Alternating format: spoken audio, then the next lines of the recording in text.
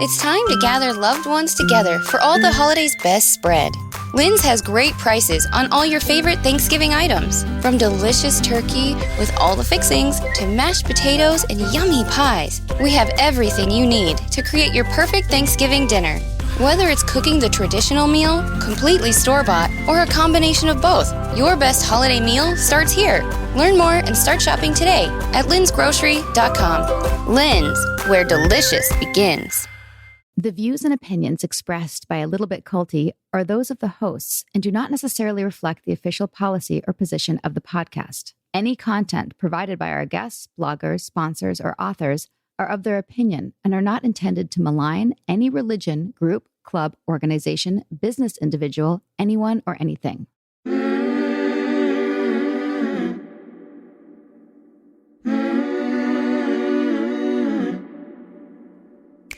Hey everyone, I'm Sarah Edmondson. Hi, I'm Anthony Ames, Sarah's husband, aka Nippy. And we're here to talk about things that are just a little bit culty. We were in a cult and we woke up, and it was all captured in a docuseries called The Vow on HBO, also in my memoir, Scarred. And then we made this podcast. I guess you could say we're technically a cult show now. But not your typical cult show. We're not so much about the grisly details. We are about kicking the doors down on the shame and the secrets that make these culty things so destructive. We're here to have frank conversations about how cool things can cross over into the Cultiverse. How to spot trouble when you see it, and what happens when it comes to recovering from something culty, if that happens to you. Each week we'll call on experts, advocates, fellow survivors, and whistleblowers to help us unpack what's going on in the Cultiverse. We're here to share what we know on everything from red flags to resiliency, and to have a few laughs along the way, because sometimes you gotta laugh. Thank God. Now, we have a lot to cover, so let's get this show rolling, shall we? A Little Bit Culty Season 2 drops new episodes every Monday on the Acast app or wherever you get your podcasts. Be sure to subscribe so you don't miss an episode. And to learn more, visit us on Instagram or at alittlebitculty.com.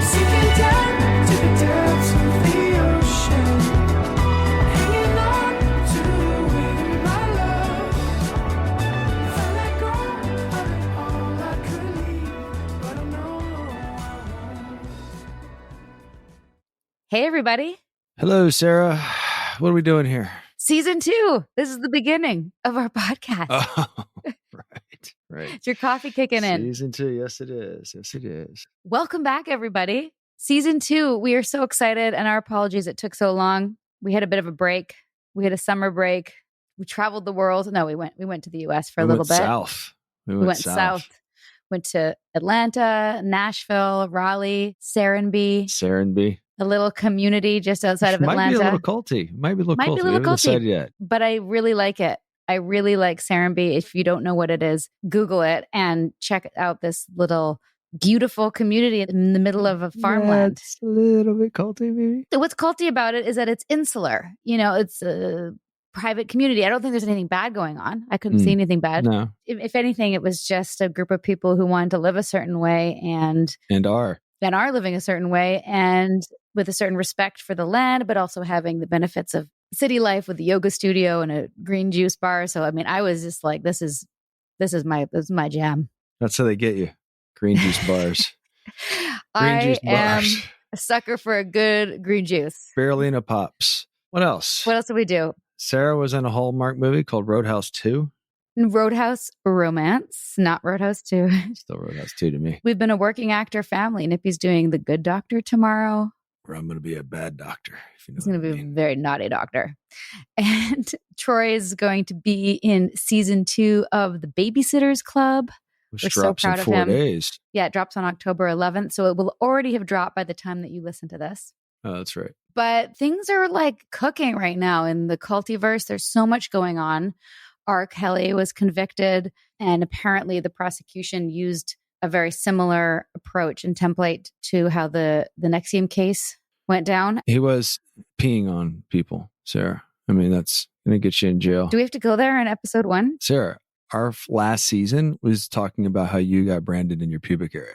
Okay, but I'm just saying. Do you understand that, like, our bandwidth, we're not PG-13. Yeah. Okay. Well, my point is that there's lots happening, and R. Kelly being convicted is a huge win for people who are fighting against this type of predatory behavior, which has for so many years gone unchecked. And I feel really good about that. He was longer than Keith. Yeah. He's been going for a long time. Late 90s. And way worse.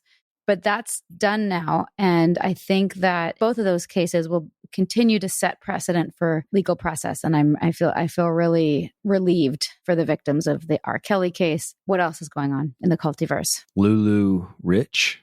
Yes, that is a hot topic right now and will be one of our very first guests this season. Roberta Blevins, one of the whistleblowers against the LuLaRoe MLM scam that sold leggings, which everyone's talking about right now. We're so excited for that conversation. Stay tuned. And she's also promised to send me some leggings, which I'm also very excited about. They don't make leggings for men, do they, really? I think they do. Well, she's working on getting a special sizing for you. All right. Everyone's talking about 9 Perfect Strangers because that's super culty. That's already come and gone a little bit, hasn't it? Has it come and gone? I don't know. Once they started, giving Nicole Kidman shit for the wig that she stole from Lord of the Rings. That was actually one of the reviews. The wig really threw me off. It was so funny. You were talking about the wigs, and then I read a review the next day, literally the next day, about how the wigs look like they were stolen from the set of Lord of the Rings. Listen, it's hard for me to watch something about this type of content without being super critical, but the wig really threw me off. And I tried to focus on the positive. Like, one of the things that I'm really excited about just for Nicole Kidman is the sweet irony that she's playing this culty leader after everything she's been through with Tom Cruise and Scientology. So I think there's sort of like a karmic full circle thing for her. Well, I didn't notice the wig until you pointed it out. So it's not really but we were noticing other things, like they're trying to show all the culty things that can happen in this type of setting. And you mean like they bit off more than they could chew? Yeah, it's like there's just something about the tone of it. Like, it's shot really well and amazing actors, but like it's not really coming together. It's like, is it a thriller? Is it like there's some comedy aspects? Like I don't really get the tone. I also don't know, are they trying to shine a light on these types of abuses, or are they just trying to make something current? I don't know. What's your take? I haven't seen enough of it. I think we've only seen 2 episodes, right? So we'll circle back. Yeah. Okay. We can, or not. We'll circle back on 9 Perfect White Strangers. White Lotus. Loved White Lotus. That was pretty good. White Lotus dude. is my favorite show on TV right now. That was good. And what's culty about it? What's the connection? Oh. Only that we want Molly Shannon to play Nancy Salzman in the scripted version of our story. Just putting it out there, universe. Just putting it out there. And it has a cult following. Okay. People are obsessed with White Lotus. The absurdity of the humor was just so funny. And it's a smart show. It's crazy. The commentary that the White Lotus makes is, for me, it blows 9 Perfect Strangers out of the water. And I like the tone. It's consistent. It's out of the water? Gripping. Damn. Yeah. Okay. All right. So we have questions from listeners. You and I have some funny things we might want to get into a little bit. Set people up for season 2. Setting people up. So we've got Lula Rich talking to Moira Penza, lead prosecution against Keith Raniere. That's a very special interview, dear to my heart. Our very first interview is actually going to be with Amanda Montell, the author of Cultish.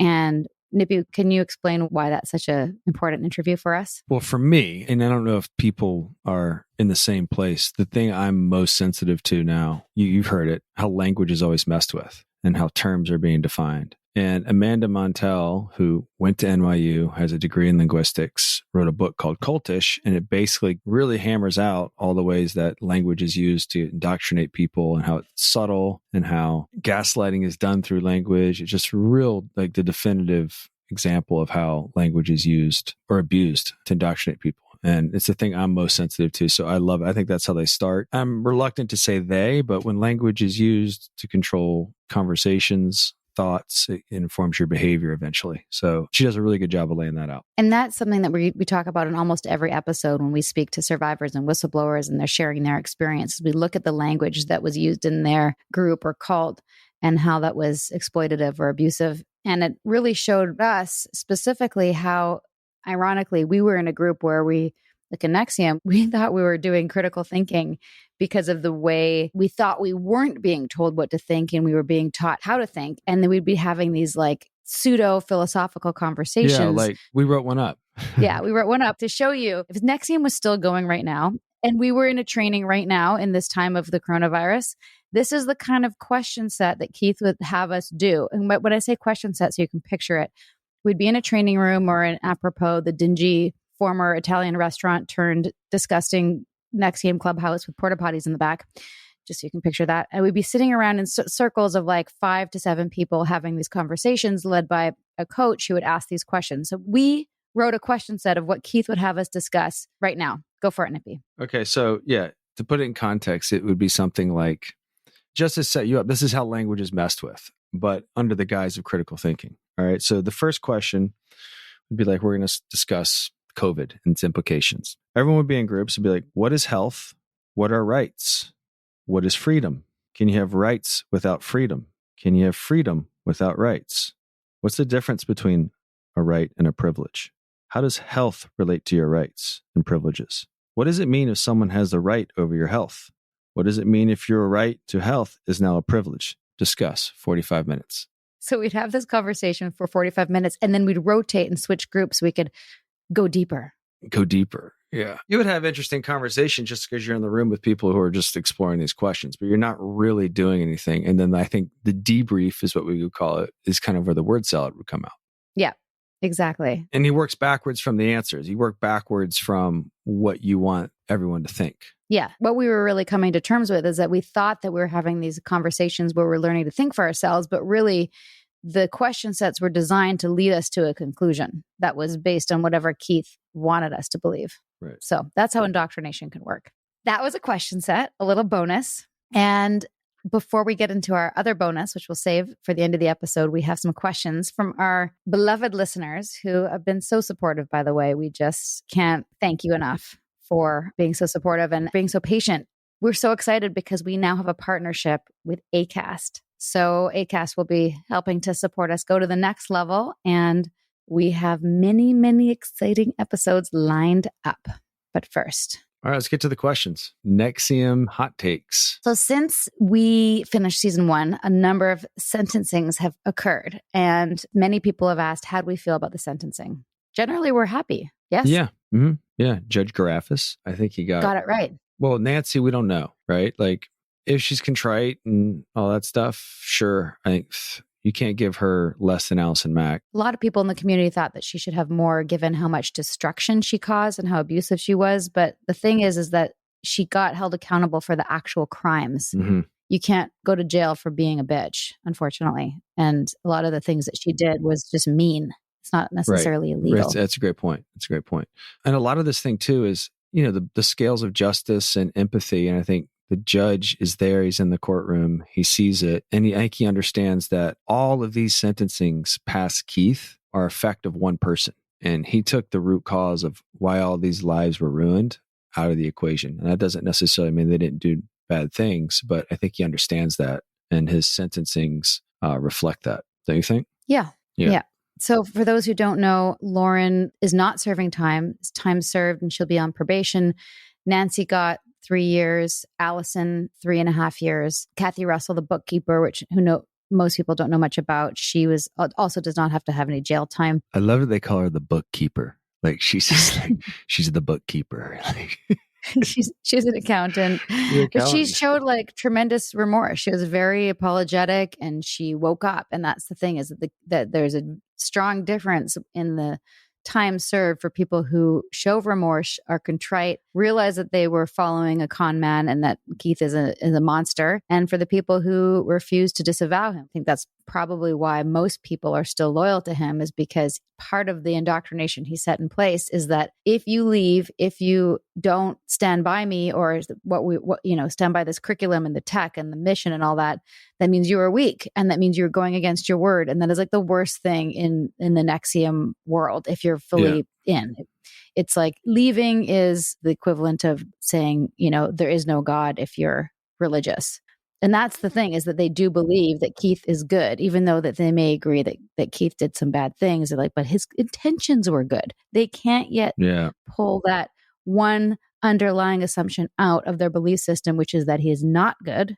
He's a bad person. He's a sociopath. He's a narcissist. He doesn't care about people. And they can't see that yet because at this point, they're still protecting their self-image as people who are smart and protecting their image as people who are doing good things to help the world. Because if they really took in what they were involved with, they'd have to admit they did bad things too. Yeah, they're just going on a journey of reconciling their delusion. That's hard. It is hard. And I think the worst thing to do is engage them. I think the thing that's going to get them out is love and empathy, hopefully from family members. It's not going to come from me because I'm not feeling that way towards any of those people right now. And I think they need to be left alone. All right. Case closed? Yeah, I closed it a while ago. Okay. I just think that whole, having intellectual debates around that stuff is just, for me, pointless. I'm not indulging the flat earthers. I don't have the energy. Okay. Which sentence do you agree with the least? Claire Bronfman. You think she should have more? Listen, she's still paying for his attorneys after the judge put her in jail. What is that saying?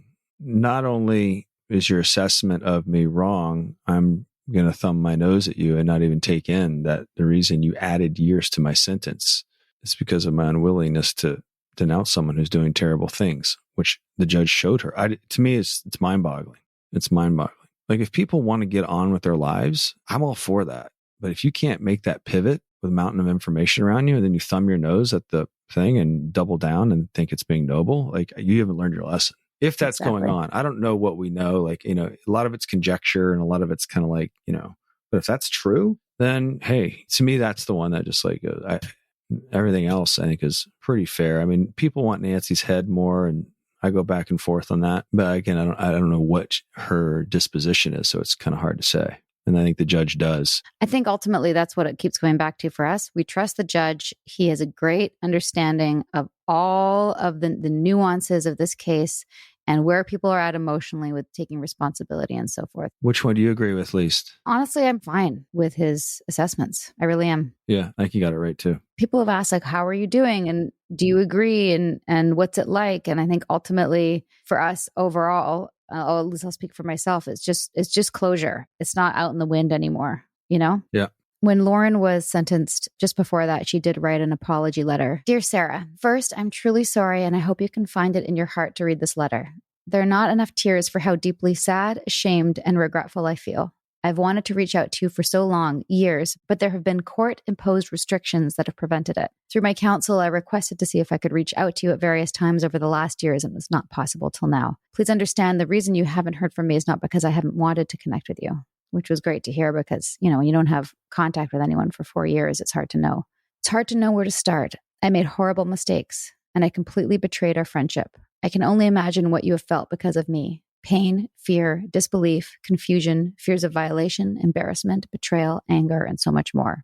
As hard as it might be to believe, I want to tell you that I always loved you and valued our friendship. That was real for me. I genuinely always wanted you to have the life you love. I wanted that for you, Nippy, Troy, your parents. I still love you and want that for you, and it pains me that, instead of that, I helped hurt and traumatize you and added years of fear and pain to your life. Her last sentence is, I hope in some way this brings you some peace. My sincerest wish is that someday you can forgive me. I assure you that I will continue to work hard and tirelessly to regain any semblance of trust. Please know you're in my ongoing thoughts. It's so weird because she's in my thoughts too, and I can't communicate with her.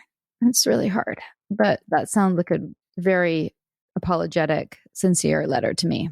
Don't you think? Yeah, absolutely. And Nancy did not send you one, correct? Nancy did not send. And that's the thing, Interesting. That, to me, I think that speaks volumes about the entire situation. We both wrote her, called her, tried to warn her. Yeah. I called her. You wrote her that letter, which was so well written and on point in a way that we didn't even know how on point it was until you called out stuff that hadn't even happened yet. I wrote a letter also, a victim impact statement, which basically said, I don't know if she should go to jail or not, because at that point I didn't have the full scope of everything that she did. But I did say she should definitely not be coaching people. One of the things I realized too, I didn't realize how many people didn't like her. Yeah. After all this. And also a lot of people still do. There's a lot of people that have gone to the point of, well, she didn't do anything to me kind of thing, which I think is really lame because a lot of people do bad things out there that didn't do anything to you. You should still probably stay away from. Not my fight. Yeah. 6722 says many women who were close to Keith ended up with cancer and some of them passed away. Is it something that has been brought up at the trial? We don't hear much about this, and I'm guessing it might have been difficult to prove, even though he was in charge of their treatment. Yeah. So he was definitely involved in at least Pam and Barb's treatment, as far as I know. I don't know how much of Nancy. Nancy also had cancer at a certain point when we were there. 2 or 3 other people. Basically, we counted at one point 10 women around him who had various forms of cancer, and 2, Pam and Barb, who passed away. What's her name? Suzanne from Texas died of it. I don't believe in accidents. No, I thought there was something in the water, right? And then at this point, it would not surprise me if there was something nefarious going on. We have shared that sociopaths love to talk about what they're doing in plain sight. So Hide in plain sight. Yeah. Hide in plain sight. So this friend of ours said, why are all these women around you getting sick? And he said, I think they're being poisoned, and it wouldn't be that hard to get poison into their water supply. So that's what a friend of mine told me who was very close to him. There are 2 things about this entire thing that really, if we're going to chap ass, I'm going to chap ass right now. Chap it. There's those investigations around the women around him that got sick that to me are serious red flags that didn't get looked at enough. And then how Keith was protected in the Northern District in Saratoga.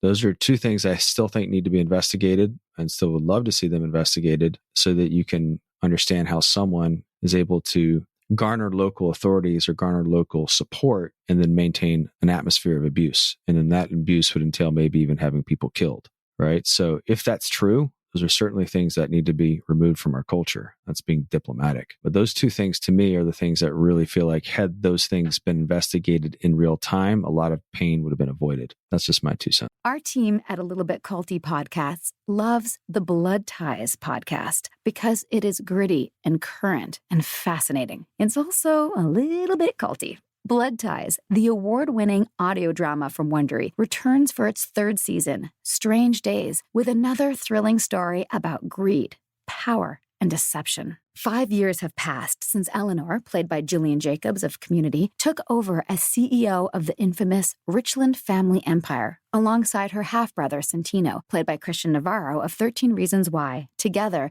they decide to invest the family fortune in a groundbreaking, controversial new drug. But as shocking revelations about the new treatment emerge, Eleanor and Santino go to every length to protect their control of the Richland family dynasty. As Eleanor's father always said, medicine is a bloody business. Listen to Blood Ties, Season 3, Strange Days, on Apple Podcasts, Amazon Music, Spotify, or you can binge the whole series now, early and ad-free, by joining Wondery Plus in the Wondery app.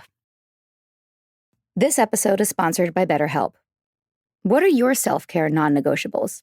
Maybe you never skip leg day or never miss yoga. Maybe it's getting 8 hours of sleep. I mean, that's my personal and everyone's dream, isn't it? Well, I definitely have some non-negotiables. Like, I'm in Vancouver right now, and I'm spending literally as much time as I can outside in nature. Hashtag cold pools, hashtag crushing it. Nature is a non-negotiable. Not enough time in the fresh air and the trees around me, and I start to feel not great, not myself, not grounded.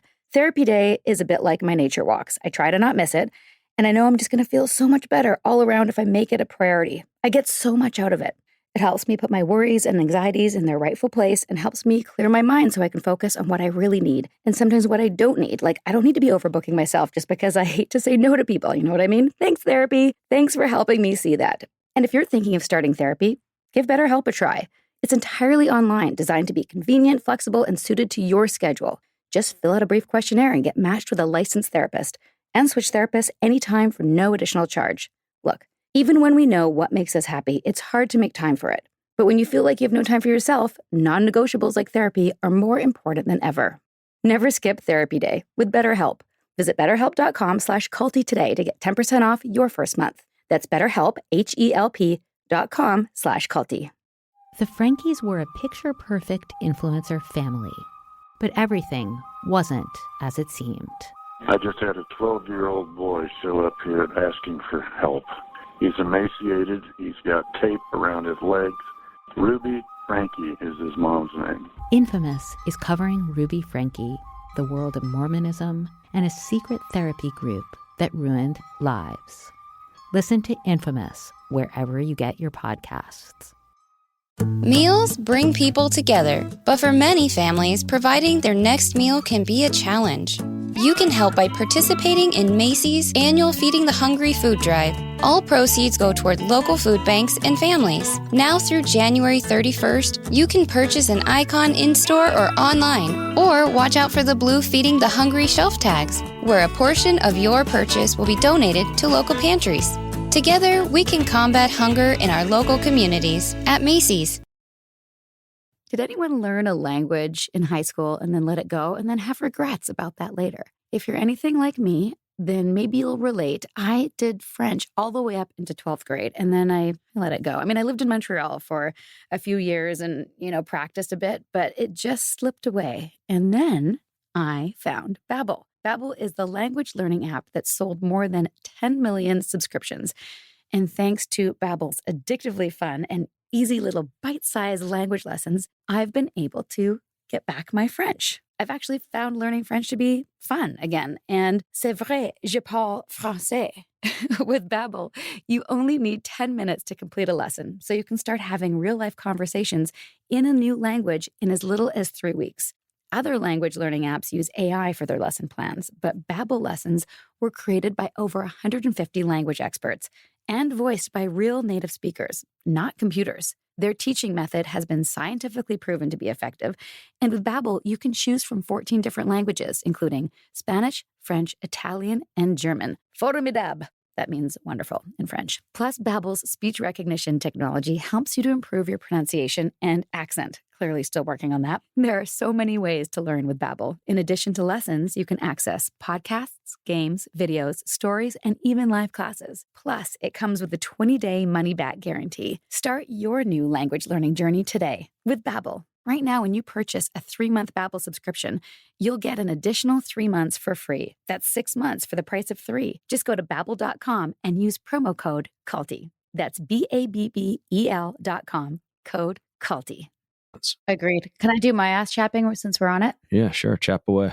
So we had this memory. They pulled us into Nancy's house for an emergency meeting. We were in some other training, so all the upper ranks were in town. So Nancy had this room when they built her house that was off the kitchen. It was actually great. It was a really nice house. And there was this sort of you've seen a lot of footage in it from The Vow where people are kind of sitting around and it looks like couches. That's in her living room. And it was designed so that Keith could come and speak to people and have meetings and brainstorming or training sessions in her home. And I remember sitting there, and I think it was Jack and Loretta who came in to tell us that basically, we all knew that there was a PR problem with the company. And basically they were proposing to us that... Sorry to interrupt. Just to give you an example of the PR problem. In hindsight, I'm glad we had it because I'm glad people did this. But we would have people enrolled, application in, and they'd Google Keith and then ghost us or go, what about this? And they wouldn't do it. Now, at the time, it was frustrating because we thought it wasn't true. We felt like the internet and people were slandering Keith and it was hurting, growth and all that stuff. But thank God it was there and those people listened to the online. But that's the gist of what we dealt with a lot. Yeah. For me is, embarrassingly, I say this, but being one of the top salespeople, I would bring somebody in and they'd sit down, they'd be excited and they're good to go. And then, they'd go online and they'd freak out, rightfully so. And I felt so thwarted by the internet and the bad press. But even still, when Jack and Lola came and basically they had a proposal, they found a PR team to help us turn it all around. And they basically were asking for all of the leaders, everyone who was making money in the company, to pay at a minimum $5,000 each to pay this PR team to fix the image of NXIVM Online. And that's just the audacity, first of all. Also, when you're guilty of the things that are actually being said about you online, you go ask the people that you're abusing to pay to fix it. Campaign to vindicate you. Yeah. Truthfully, I didn't do it. I don't think you did either, Nip. Or did you pay $5,000? No. Yeah. No, but other people did. To do that. So yeah, other people did. I mean, I stalled because I didn't know how much of a ridiculous ass chapping that would be because of what was going on. I just thought they're never going to be able to fix it. This is just money going into a sinkhole. And I knew that, and I didn't trust Jack or Lola to actually make it happen. I'm I'm not going to give you money for something they're not going to be able to do. Well, and the company was like that. That's kind of what we knew. It was more people would have these ideas and be super excited about it, and then nothing would happen. There was this other project called the Ethical Business Coalition, which I thought was a great idea. Oh the my entire God. 12 years that I was in NXIVM, this project was underway and It was 15 years. 15 years in the making. No, it got to the point where they brought it up. We'd all roll our eyes. Roll our eyes. But like, let me tell you the concept, because it's a great concept. Like, assuming that if what we were doing was true, that we were building this. Like, all these things were jerk off concepts, Sarah. They're all great concepts. Yes. Right? Like, it's easy to come up with a good concept. Let me tell them what the concept was. It was basically like a phone book or like a resource for every person in NXIVM and the business that they did, whether it was they were a hairdresser or they were a carpenter or they were a personal trainer. And so that if you wanted to support somebody in NXIVM and have your money go to somebody who is in the curriculum, which was part of the mission statement, keep the money within the hands of ethical people. So that, I mean, I kind of did it in my own way anyway. There was a time where every single person that I did business with, my hairdresser, Cedric cut everyone's hair.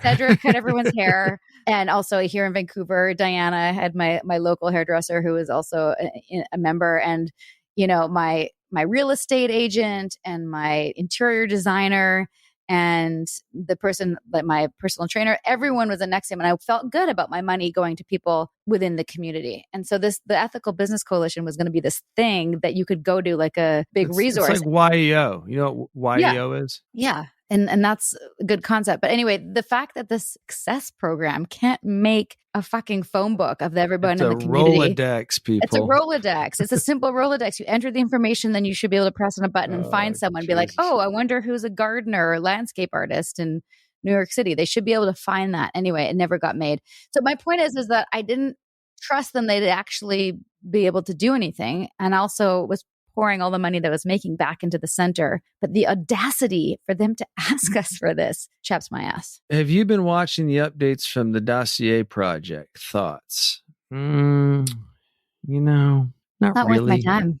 It's just kind of like hearing people divide the word of truth and then hammer in on a content point that's out of context and then blur by omission, lie by omission. It's just not interesting. There's a lot of ethical lying going on in there. Yeah. Then there'll be like a tweet like, bullying is an activism. Motherfucker, you have photos of a brand on my wife's crotch and like 30 to 40 other people, and you're telling me bullying is an activism. Like, just the lack of awareness on all their rhetoric to me is it's gotten boring. Also, the trial's over. Yeah. They're trying to have a trial. On social media. It's going post-game interview. Everything's over. It was a blowout. We have more questions? Yes. One listener asked, so excited for the next season. I've always wondered how you plan to explain your NXIVM involvement to your children and what tools, knowledge are you maybe giving them so they don't fall into the same trap? Mom and dad were badasses. One day I hope to give them my book when they're old enough to read it. Troy knows a little bit, perhaps a bit too much, and we tried to keep it from him, but he knows that there's a guy named Keith who did bad things. And mommy and daddy went to the police and now he's in jail. That's the basics of what he knows. You know, what's interesting, Sarah, to that is there's certain things that, like, I think he understands how we got conned a little bit. And then he's watching advertisements. He's like, Dad, they're just trying to get you to buy things. So I think he's kind of thinking a little bit meta. Yeah. As a result. I don't want to scare him. No, I think we'll show him what red flags look like and give him a really solid foundation for being able to actually think critically and to, have a strong sense of self and knowing how to look for things externally when you don't know how to deal with something without putting all of your eggs in one basket and choosing a guru who's going to tell you how to do everything, which is also what religion provides for some people. So I think giving him a wide range of experiences and teaching him how different things work. And also maybe one day even listening to this podcast, which is our goal for many people so they don't fall into the same trap, so they know what the red flags look like, etc. They can walk into the sales pitch and say no thank you immediately versus taking some classes or just, putting their foot in just to see, and what's the worst that could happen. We hope that people don't get that far. They don't even get to the sales pitch. They can smell the red flags already. Okay. Are there any self-help groups that you still respect and would recommend to people? Or has this experience completely turned you off to the entire industry? I'm pretty turned off. Yeah. That might change. It's a good question. Here's my thing. It's kind of make good friends. Surround yourself with good people. Yeah. Have a good therapist. Find a community that's not trying to extract something from you. Like, I think community is important and people want that. As soon as it becomes a self-help group, It's so ripe for potential abuse, especially if there's a leader. Even if the leader doesn't want to be abusive, if that person gets a lot of power, and this is something we discuss a lot in the upcoming season. When does it go from good to bad? And not everyone sets out to destroy people like Keith did. Some people legitimately want to help people, but they can get too much power, and that can be problematic, and then they can take a turn, which is different than being a sociopathic narcissist with a plan for destruction. After leaving and unpacking everything, did you start to question whether everything was a cult? Like any participation in something might be dangerous if you weren't too careful? Yeah, that's kind of what I think this podcast does. And it's getting people to be sensitive to how these things begin. I know I'm sensitive in certain areas that Sarah's not sensitive to, and vice versa. But I see a lot of it right now. The thing I'm most sensitive to is these dressed up altruistic movements that are actually proving to be more divisive. They come in the package of NPR voice. They say things like this. And it's really sad. Well, there's a bait and switch, right? Yeah, they use words like breathtaking. It's like compassion gone mad kind of things that I'm super sensitive to, because I just don't think the force behind it is as altruistic as they've dressed themselves up to be. So those are the things that I see right now kind of being divisive and having culty aspects to, that I'm interested in having conversations around. And there's a lot of pushback to those conversations in a lot of ways through political correctness that to me are the red flags, and that means the conversations need to be had. And people need to step up and start having them, because right now is the easiest time to have these conversations. It's only going to get more difficult. So that's one of the reasons behind the podcast. I think it's funny too, because in season 1, we got shit for both being Trump supporters and being too leftist. So nobody knows. I don't give a shit about taking shit. If I know that I'm coming from a place of this is divisive language, it may offend you and it may not align with your propaganda, but it's still, I think, in the spirit of questioning, right? This is not a political podcast. This is a podcast about abuses of power and understanding the processes used. And we've both seen both sides of left, right, whatever you believe, being super shitty and culty with the other side. Well, the culty part is putting us into categories. Yeah, that's the culty part. Needing to categorize us and put us in allegiance with one binary world is the culty process that we're calling out. And we want to be really clear on that, because we've seen it in our friend group. We've seen it on the internet. We've seen it in response to this podcast. It's problematic, and it is worse now than it was 4 years ago when we got out, because of what's happening in the world. And again, we are not stating our personal politics. We're looking at the process with both sides, and it's very culty. Well, it also doesn't mean that I can agree with content points from one side, right? Mm-hmm. But normally the force behind it is the one that's divisive. And making those distinctions is important, so people can go, I can agree with this, but I can also agree with something on this side. And it doesn't mean I'm a Trumper or I'm, what's the word? Libtard? Is that the one they use?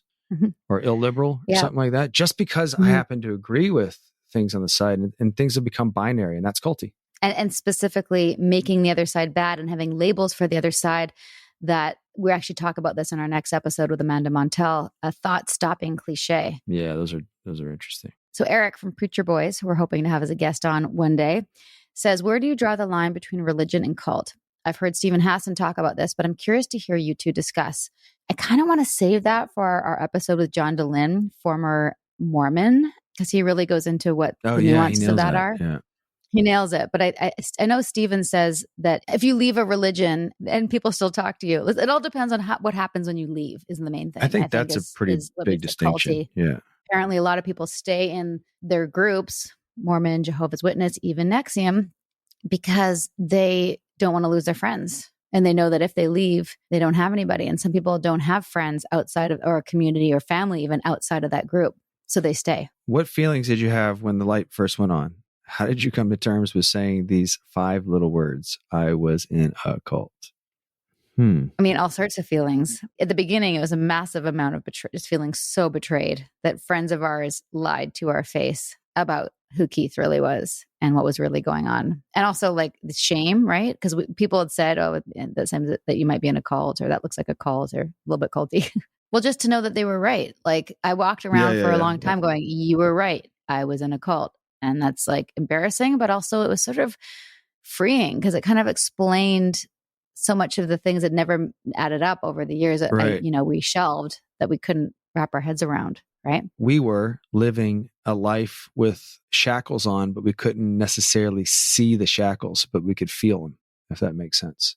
Initially, there's all those emotions, shame and whatever thing. But for me, it was an interesting thing because, in the horror movie, when the person finds out the person they're talking to is the guilty one, and there's that scene I always have where, does he know I know that he's the murderer or the whatever? I had the awareness that what we were looking at in Keith, and then I had to go back up and hang out with like people that were still under the con, knowing that the con was going on, if that makes sense. So I knew what I was looking at while other people didn't know what they were looking at yet.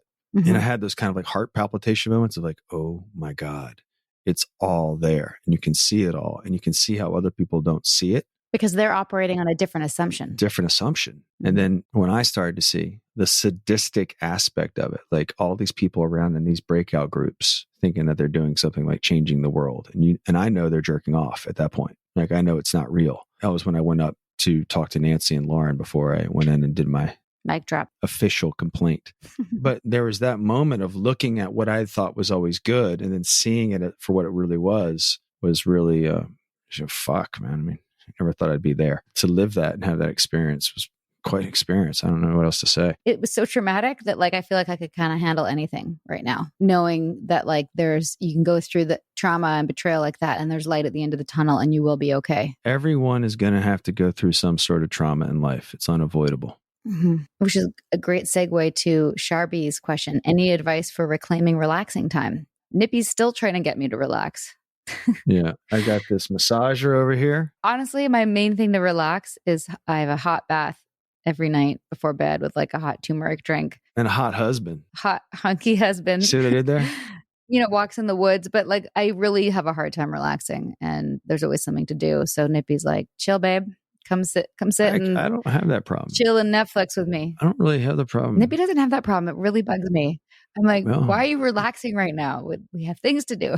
Yeah, no, I'm going to get to it when I get to it. I'll take tips for relaxing. Well, to answer that question, we were lucky because we have family that we could lean on. We have our own family. While it's work and effort, is also therapy because you're giving love to kids and you're experiencing it back, and it's instant like family camaraderie. Those things are all kind of things that we had that I think a lot of people going through the trauma did not have in the way that we had. So we had a lot of light show up into our lives in every aspect, personal, professional, with our team that's helping us get this podcast off the ground, with our producers, with everyone that's reached out. So we've been really blessed and fortunate to have all that. And that's been soothing because it's been also reassuring after going through something that could make you more jaded. Seeing the flip side of it and being able to turn a negative into a positive, I think is the story that we're going to tell. And then to go on and hopefully spread that to other people through what we're doing. We're scaling it.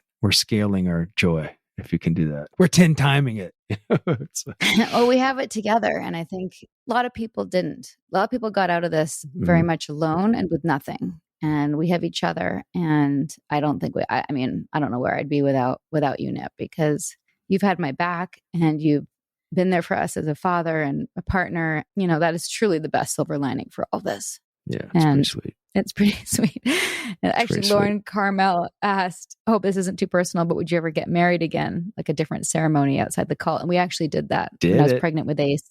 We did it. We redid our vows because a certain Voldemort wrote the first round of vows. And so we did a ceremony with our own vows on Hornby Island at Seabreeze Lodge, one of my happy places in the world. We go every summer. We redid our ceremony. Alchemy Reverie says, would you ever want to be a motivational coach using any of the betterment tools from ESP to make something that is entirely your own? I realize a lot has been tarnished, but what you made in Vancouver was a wonderful community before DOS came along. It would be great for you to create something that is beautiful and individual to ESP. Love from Ireland. Thank you. Thank you, Alchemy. Thank you. That was nice of you. Not for me. Yeah, I don't want to go that route. I would maybe become like a psychotherapist or a family counselor or something with a tool set that already exists, like find a modality that's already been made. I don't want to create anything myself because I feel like I might draw from something inadvertently that might be toxic. And I don't know, like just the whole, again, it has been tarnished, but I think what is important to me is create community as long as it's healthy. That's part of what for me being, part of the I Got Out community, for people to tell their stories. That feels very healthy, not culty.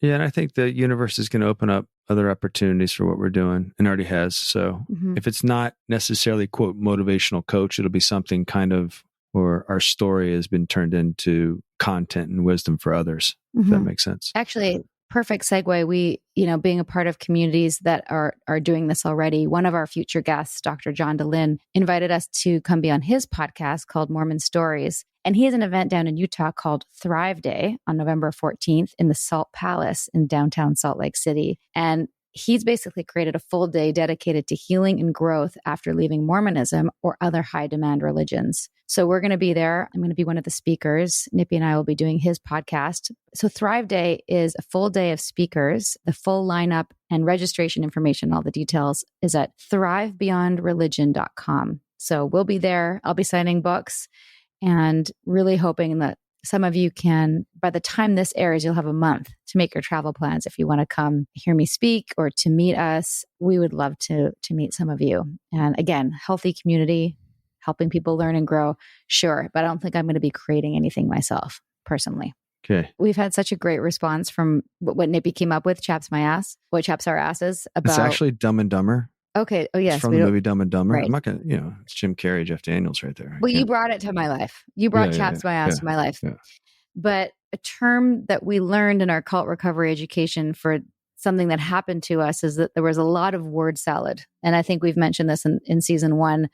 But one of the things you don't get to see, because you're not here all the time when we're not recording, is Nippy is so good at impersonating Keith. And I'll throw him a topic and he'll word salad it a la Keith. And it's so perfect because it's so cringy, because there were so many times that Keith would go off on a topic and pontificate and wax poetic. And we'd be sitting there and some of the concepts made sense. And then it would kind of lose a grip in reality. And everyone would be smiling and nodding. We realized now that nobody understood, but we would be trying to understand. If we didn't understand, we thought something was wrong with us. So that's the nature of word salad. Yeah, and making meaning out of it. Well, there's that clip of me where I do an imitation of Keith at a birthday party in front of him. Yeah, so we're going to get that footage. We're going to post that, but it's basically me doing a whole imitation in front of him. Now I think that's where Keith decided he was going to get Nippy back and take his wife. Who's in jail? Who's in jail right now? Me or him? 120. Okay. So I'm going to define word salad. So word salad or schizophasia is a confused or unintelligible mixture of seemingly random words and phrases. This is off Wikipedia. Most often used to describe a symptom of a neurological or mental disorder. The term schizophasia is used in particular to describe the confused language that may be evident in schizophrenia.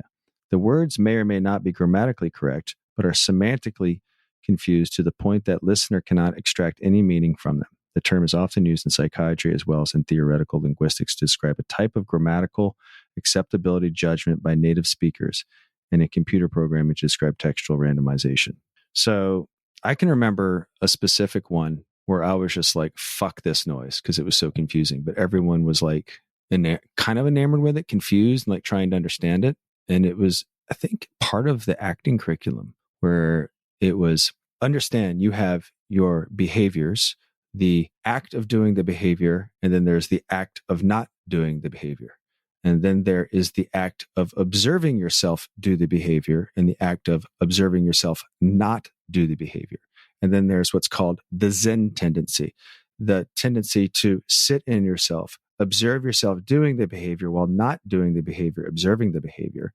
And then I was just like, where the fuck, what is this doing? And he's like, so as an actor, you're going to be the Zen tendency. And someone would be like, oh, the Zen tendency, it's like, I'm watching myself do the behavior. No, it's the act of watching yourself watch the behavior. Everyone was in these classes going, what in the fuck is going on here? But it was something that would be thrown around too. Like after that, they'd be like, so what are we doing all day? We're sitting around around thinking about these things that aren't even really real concepts, but because he's just deemed them into reality. So there's going to be a word salad segment, and you'll know the word salad segment because it sounds like this. Word salad. Come and get some of my Nippy sauce. No, just kidding. No, the fuck you talking about?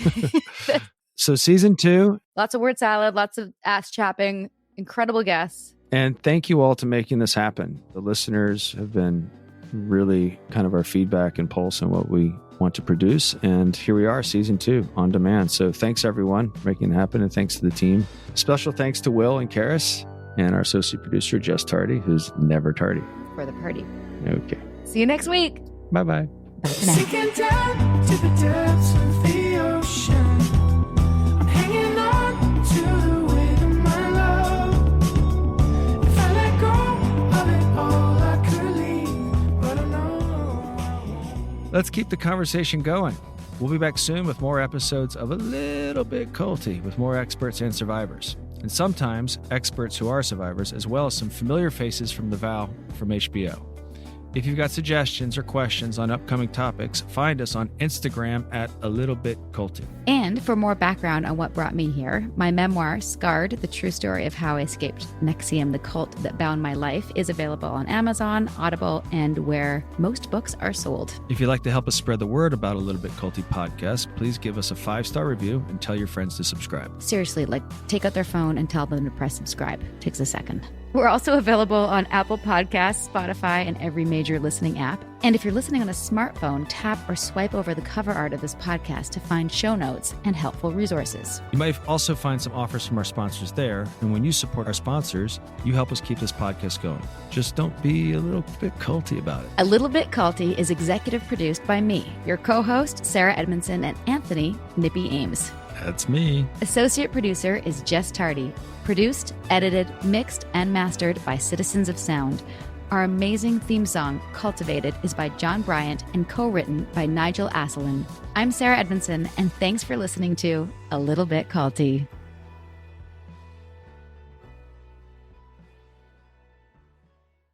Our team at A Little Bit Culty Podcasts loves the Blood Ties podcast because it is gritty and current and fascinating. It's also a little bit culty. Blood Ties, the award-winning audio drama from Wondery, returns for its 3rd season, Strange Days, with another thrilling story about greed, power, and deception. 5 years have passed since Eleanor, played by Gillian Jacobs of Community, took over as CEO of the infamous Richland family empire, alongside her half-brother Santino, played by Christian Navarro of 13 Reasons Why. Together, they decide to invest the family fortune in a groundbreaking, controversial new drug. But as shocking revelations about the new treatment emerge, Eleanor and Santino go to every length to protect their control of the Richland family dynasty. As Eleanor's father always said, medicine is a bloody business. Listen to Blood Ties, Season 3, Strange Days, on Apple Podcasts, Amazon Music, Spotify, or you can binge the whole series now, early and ad-free, by joining Wondery Plus in the Wondery app.